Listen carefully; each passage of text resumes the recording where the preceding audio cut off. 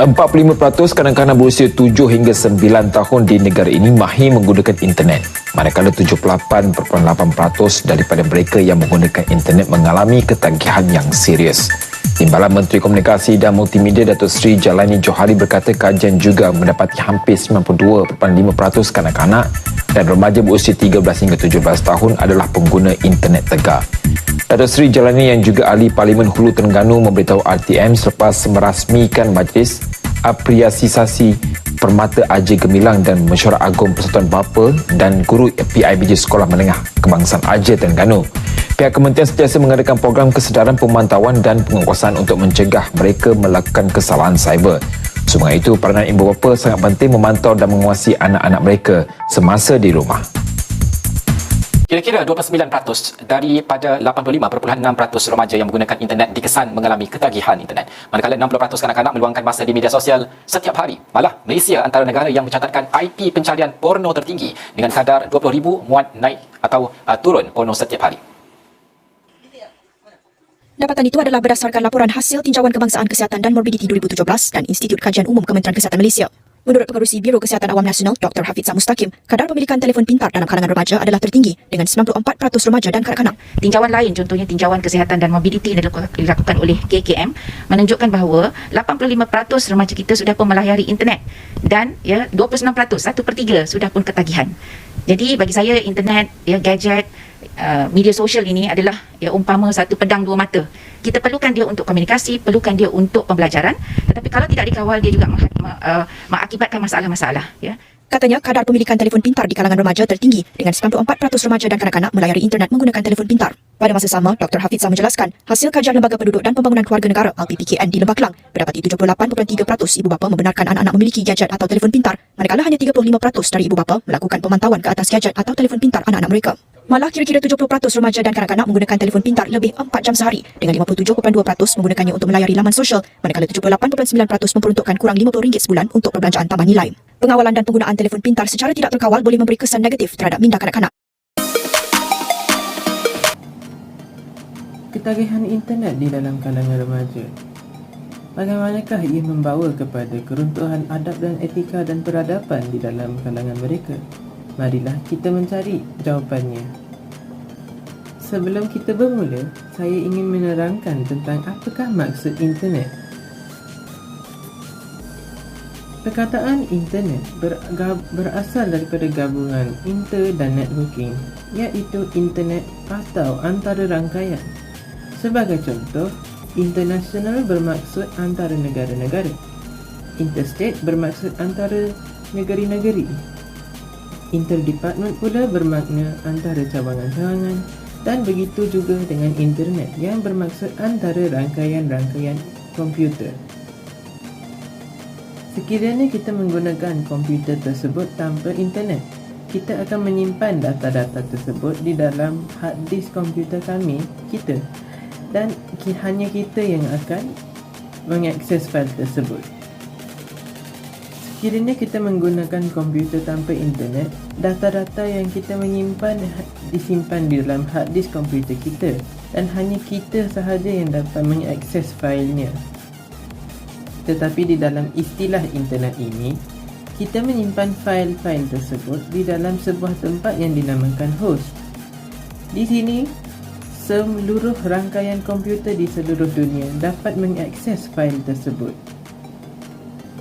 Ia merupakan suatu khidmat kepada kita semua. Sama juga dengan perkhidmatan yang lain seperti air, elektrik, telefon, perubatan dan sebagainya. Seterusnya, apakah fungsi internet? Menurut laman web Wikipedia, terdapat banyak jenis perkhidmatan yang internet memberi. Antara contohnya ialah email, Usenet, newsgroup, perkongsian fail, jaringan sejagat, www dan seterusnya. Budaya internet mempunyai kesan yang besar terhadap ilmu dan pandangan dunia. Dengan hanya berpandukan enjin gelintas seperti Google, pengguna di seluruh dunia dapat mencapai pelbagai jenis maklumat dengan serta-merta. Berbanding dengan buku dan perpustakaan, internet melambangkan penyebaran maklumat decentralization data dan maklumat secara ekstrim. Statistik data juga menunjukkan bahawa ketagihan internet dalam kalangan remaja menunjukkan peningkatan dari tahun ke tahun. Seperti yang kita sedia maklum, ketagihan internet pada zaman sekarang amatlah membimbangkan, terutama sekali dalam kalangan remaja. Hal ini kerana remaja merupakan prospek penting kepada negara dalam menjadikan Malaysia sebuah negara yang maju dan berwawasan. Selain itu juga, ketagihan internet menyebabkan remaja lalai daripada melakukan tanggungjawab sebagai seorang pelajar maupun seorang anak. Terdapat banyak punca-punca ketagihan internet dalam kalangan remaja pada masa kini. Yang pertama ialah kurangnya pengawasan daripada ibu bapa. Hal ini kerana zaman sekarang kebanyakan ibu bapa kita mempunyai ketagihan. Ini menyebabkan mereka terlalu sibuk terhadap kerjanya sehingga ada masa untuk bersosial bersama keluarga. Mereka menggantikan diri mereka dengan gadget dan memberikan kepada anak-anak untuk bersosial.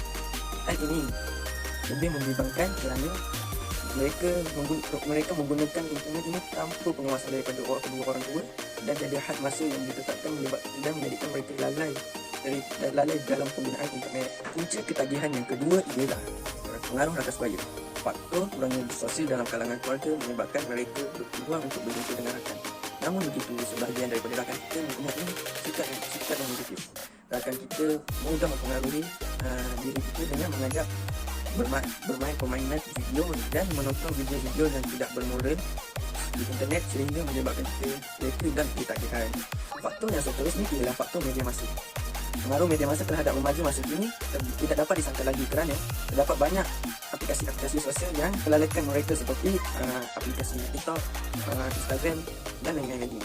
Remaja cenderung untuk melakukan perkara-perkara viral yang telah dilihat kerana mempunyai naluri dan sikap ingin mencuba. Sikap ingin mencuba ini merupakan sikap yang baik, namun bukan mencuba pada sesuatu yang salah. Dan wujud ketagihan yang terakhir ialah kurangnya didikan agama dan moral. Kebanyakan remaja masa kini mengambil remeh tentang didikan agama dan moral kerana mereka berasakan kehidupan remaja mereka perlu diisi dengan bersosial. Mereka banyak menghabiskan masa dengan bermain permainan video game, menonton video-video tidak berfaedah dan yang lain-lain. Mereka lalai daripada melakukan tanggungjawab dan lalai daripada melakukan solat lima waktu, tanggungjawab kepada agama seperti solat lima waktu dan perkara-perkara yang wajib. Ini amat membimbangkan kepada diri, bangsa dan agama serta negara. Jika terdapat permasalahan dalam sesuatu perkara, mesti ada jalan penyelesaiannya. Mari kita lihat apakah langkah-langkah yang boleh diatasi dalam menangani gejala ketagihan internet dalam kalangan remaja di Malaysia. Semua pihak perlu memainkan tanggungjawab masing-masing untuk mengatasi masalah tersebut. Yang pertama, sebagai remaja, dengan menjadikan jadual waktu, kita dapat menghadkan masa kita bersama internet supaya kita tidak leka ataupun lalai sehingga 24 jam yang mengakibatkan kita ketagihan internet. Selain itu juga, kita dapat mengisi masa lapang kita dengan perkara-perkara berfaedah seperti beriadah, bersosial bersama keluarga dan lain-lain. Yang kedua, pihak berwajib perlulah memainkan peranan seperti membina akta ataupun undang-undang berkaitan ketagihan internet dalam kalangan remaja supaya kita dapat membendung ataupun mengurangkan peratusan kadar ketagihan internet dalam kalangan remaja di negara ini. Dan yang terakhir, ibu bapa perlulah sentiasa mengawasi penggunaan gadget dan internet terhadap anak-anak agar mereka tidak berasa selesa dan berasa terlalu aman dengan penggunaan internet ini sehingga menyebabkan mereka lalai daripada melakukan tanggungjawab sebagai seorang pelajar dan seorang anak. Apakah kesannya peruntuhan kepada etika dan peradaban kalau tidak dapat mengawal ketagihan internet? Terdapatlah beratus kesan yang boleh kita menyusun. Tetapi adalah kesan-kesan yang sangat popular, iaitu hilangan hubungan sosial dengan orang sekeliling kerana masa banyak dihabiskan dengan gadget semata-mata. Apa akan menjadi bila tidak dapat mengeratkan hubungan dengan orang sekeliling? Seseorang itu akan menjadi sebagai seorang yang sendirian. Selain itu, mereka tidak mendapat peluang untuk kongsi emosi mereka kepada orang lain. Pada masa itu, mereka tidak dapat komen daripada orang lain untuk mengatasi masalahnya dan juga mereka tidak berpuas hati seperti orang lain yang berasa senang semasa kongsi masalahnya dengan orang lain.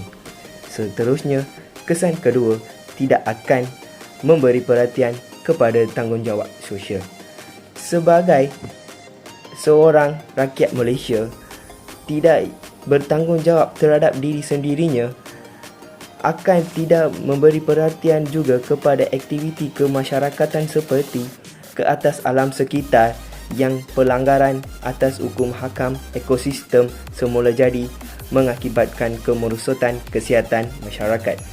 Dan juga dia akan tidak memberi perhatian dalam aktiviti kecil seperti gotong royong.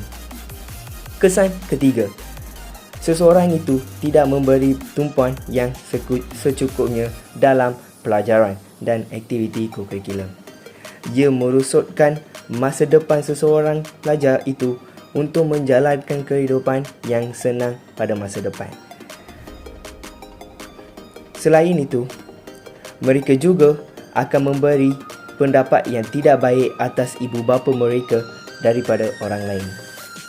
Sebagai kesimpulannya, semua pihak haruslah memainkan peranan dalam menangani masalah ketagihan internet dalam kalangan remaja supaya dapat melahirkan remaja yang berguna dan berjaya kepada agama, bangsa dan negara.